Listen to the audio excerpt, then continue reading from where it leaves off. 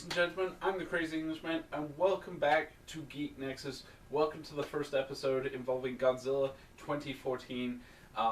Before I can give my thoughts on the film itself, a new trailer got released this morning, a new international trailer. So before I start my thoughts on the new film, I want to show you guys the new trailer, just so you have, if you haven't seen anything of Godzilla, just so you have a clear understanding of what I'm kind of basing my ideas off of. So without further ado, here's the trailer.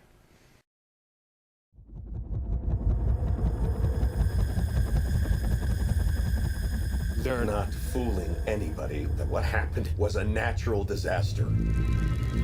It was not an earthquake. It wasn't a typhoon.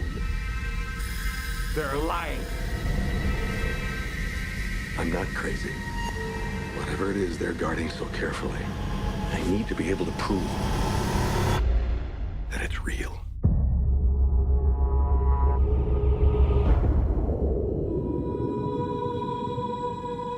The arrogance of man is thinking nature is in our control, and not the other way around. I know many of you have family and loved ones, and that you want to help them. Well, this is your chance.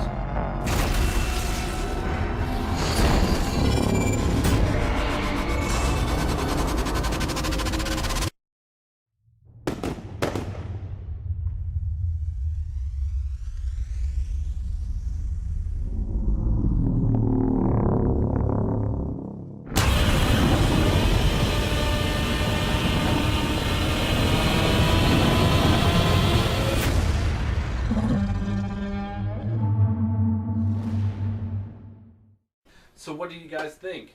Brilliant. I'm really excited for this film. It's got a great cast, great director, great iconic monster. Gareth Edwards, the director, fantastic visualist.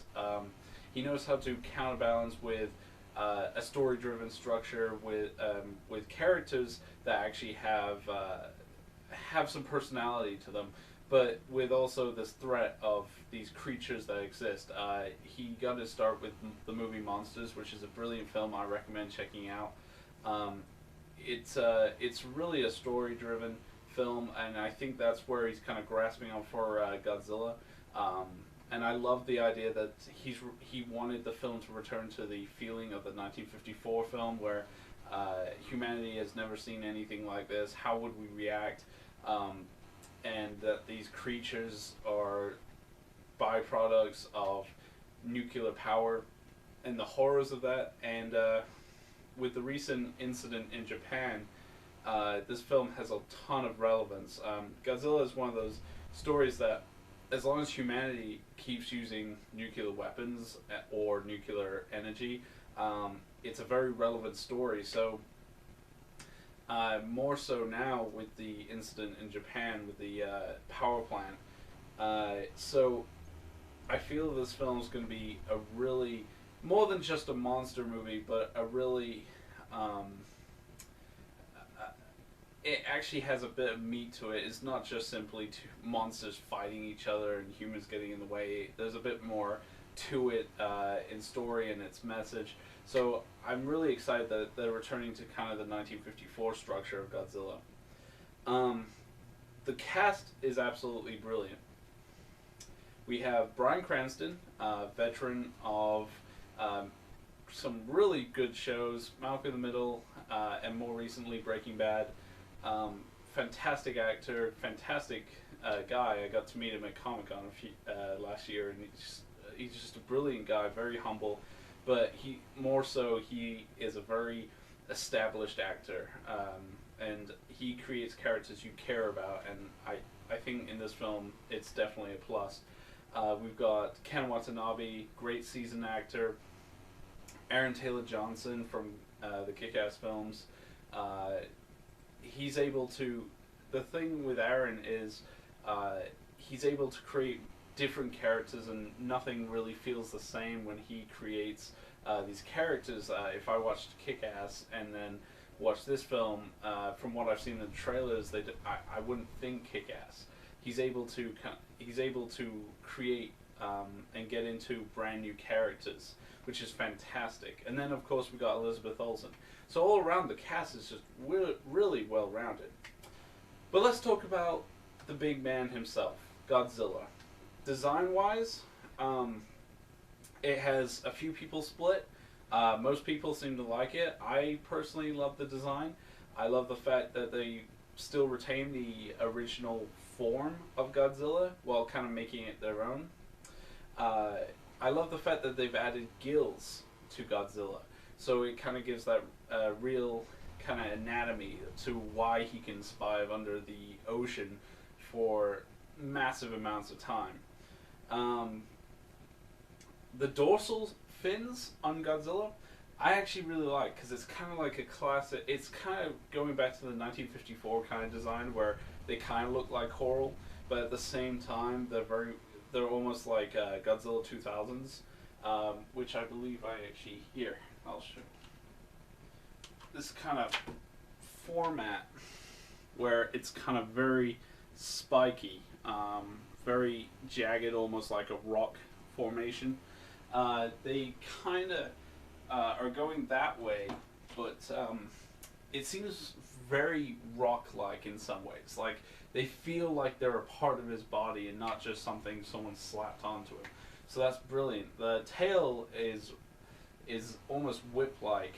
It's thick and then it goes into a kind of whip formation, and I think that's good for it's stable enough for his body, and yet it's able to cause mass amounts of damage and be quick and lean. The face is very actually I have a box right here. This is the face of Godzilla. I don't know if you can see that well. It's almost very it's very animalistic. It feels real. It feels like something that could be dinosaurian in origin. So I think this it's a brilliant approach to kind of incorporate all these elements to him. The biggest thing people have a problem with are his legs and feet. They say they're very elephant-like. I have no personal problem with these, simply because, one, he's a mutant to begin with. He's not going to be perfect. His body is ravaged by radiation and mutation. Also, to support that frame, they're not, and especially kind of leaning up like a dinosaur, like you see in the old 1920s dinosaur movies, stop motion kind of things. It couldn't support his weight, so in order to do that, a sauropod like a brachiosaur kind of legs would be the best kind of formation in order to support his frame. So design-wise, Godzilla looks fantastic. We've got a little sneak peek of the Mutos, as you probably saw in the trailer, the giant flying Muto. Some of the toys have shown us a little bit closer as to what the Muto kind of looks like. It's a very interesting design. It's an interesting creature. They've only shown the flying one to general audiences. The one I saw at Comic-Con last year for the Comic-Con trailer was very much praying mantis in design, whereas this one, the flying Muto, has giant wings on the back, very sharp kind of face, no clear mouth, and it has these giant kind of hook claws. Not before a lot of Godzilla fans say it's not Gigan.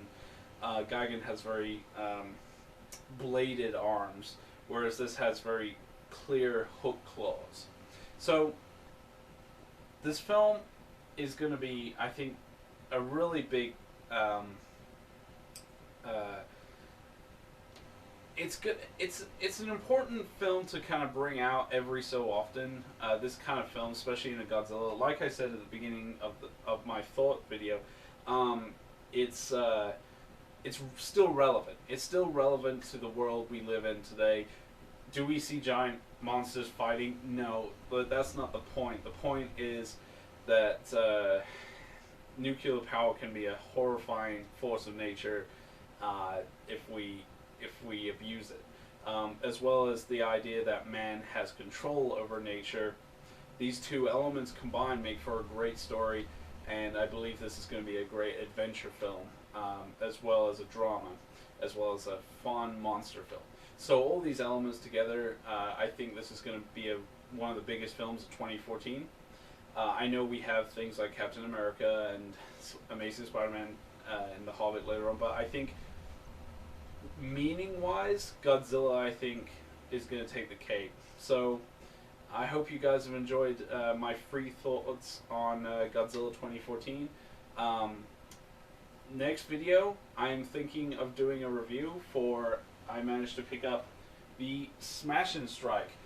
Just yesterday, the Godzilla 2014 merchandise got released. So I managed to pick that up from Toys R Us, and I'm hoping to do a quick review.